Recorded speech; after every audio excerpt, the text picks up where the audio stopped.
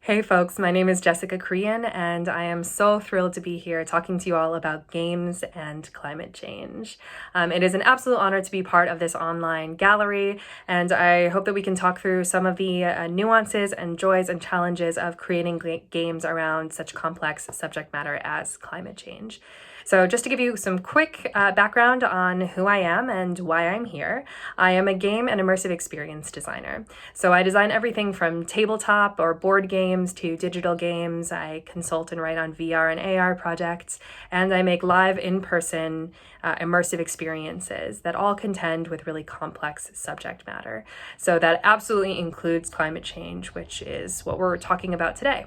So I'm going to talk you through a little bit of the process that went into making this series of games that you have access to here through the gallery, and also tell you a little bit about some of the other climate change projects that I've been working on that are all involving games.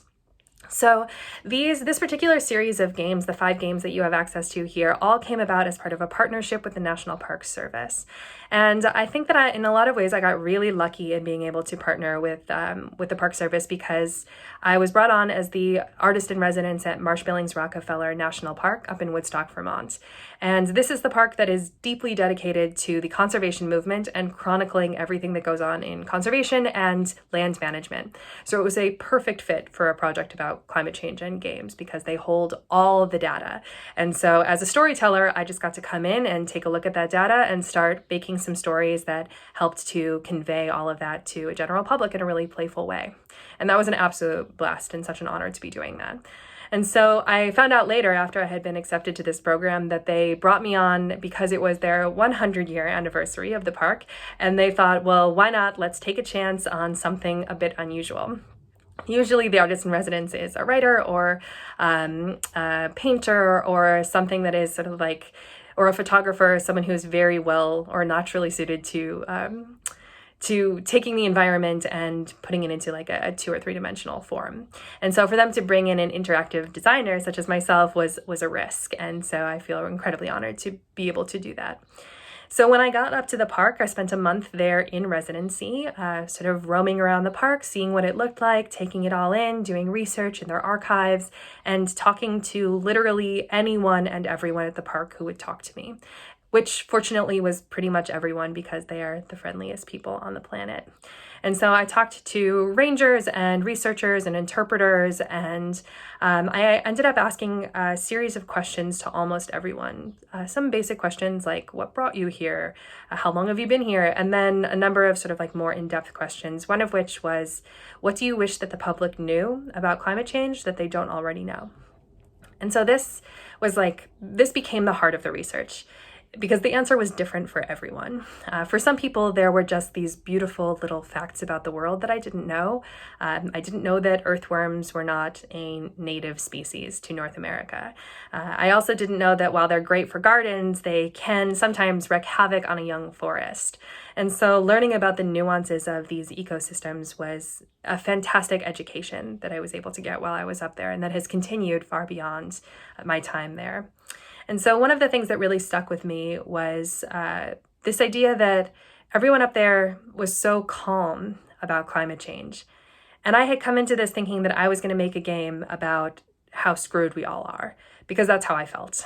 And yet being around such bright and well-informed people who were just taking everything in stride was just an incredible opportunity and education. Because for everyone there, not everything was going to change all at once. And so there was never a question that change was coming, but it was also no one was in panic mode. They were trying to figure out how the best way to contend with the fact that everything is changing would be. And so these include forestry practices and really taking like a very long-term look at what the landscape will look like, and the fact that in 50 years, Vermont isn't necessarily going to look like the Vermont that we know. It's going to look a little more like Virginia or Virginia forests, and different plants will survive and thrive there. So what does it take to be able to hold on to some of the things that people currently hold dear about Vermont and still be able to support that ecosystem? And so games, of course, are all about these ecosystems. They're about systems in general. If you think about some of the games that you play, there's always going to be 2 things. There's going to be input and there's going to be output. So the input is something that you decide as a player, something that you do, and then the game will respond to that. So say you're playing Scrabble and you have a number of tiles and you lay out some tiles on the board, and then the game responds by giving you a certain number of points and allowing you to take more tiles. And then based on that choice, you as a player are going to be making different choices. So players and games are always in conversation with each other, and this is a system. So with climate change, it's a very complex system. There is so much at play. So a lot of what I did as a game designer was take a look at what the essence of this particular system was and try and find ways to make all of this complex information bite-sized so that we as humans can take it in one step at a time. And this turned into two things. One is a tabletop game that is in the works and will be available in the parks this summer. And the second are this series of conversation games that you have before you. And this is because if you're coming to the national parks, you are probably not going to want to spend a ton of time sitting in the lobby playing a board game. You're going to want to be out in the park doing things, or you're going to be having 5 minutes to spare before your tour starts. And so each of these games is designed to be highly accessible. You can play it whenever and wherever, and they're all really short time frames, and they can be played in a group with whoever it is that you would come to the park with, or in your instance, whoever you are quarantined with or on a Zoom call with.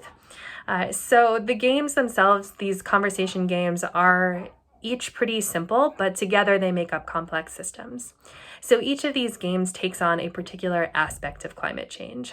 One of the games asks players to embody a plant, a native plant, doing just the lightest amount of research on that plant, and then see what it feels like to try to move and think like that plant. And then there are some that are a little less abstract. The first in the series is a climate change questions game. So players are tasked with having a conversation about climate change, but only using questions. And so the first round is that we talk about our environmental fears. But instead of answering the questions, we're just putting them out there to the group. What does the world look like in 50 years? And so normally when we're in conversation about climate change, there is, for a lot of people, an impetus to immediately try to solve things or to just decide that things are unsolvable. And what this conversational structure does is take away the opportunity to do that. So all we have to do is sit there and absorb the fact that we all have questions. We all have curiosities, we all have fears, we all have hopes, and to just live with those a little bit. And some of the other games get a little bit more nuanced in terms of who we're talking to and what roles we take on when we're talking about climate change. So we each have our own inherent beliefs, and in some instances, and in most instances, our own biases as well about climate change. And so it can be hard to put ourselves into the headspace of someone who thinks differently than we do. And so these games are designed to help us to do that. Because in order to be able to actually make an impact in the world, we all know that it has to involve collective action. And so getting everyone on relatively the same page about what's going on is an important task. And so in order to do that, we need to know how to talk to everyone. And so one of these games asks players to take on a very different viewpoint than they would otherwise have in life. And so you have to defend that viewpoint that isn't yours. And what that does is point out to us that even if it feels gross to do that, some part of us just has something that kicks in that says, I will follow the rules, or I will win this game. So when is it that we are being competitive versus constructive? And so it is these nuances of conversation and how we actually talk about climate change that each of these games is attempting to get at and aims to get at. And so they're also always works in progress. Games are conversations. They are conversations between the player and the game.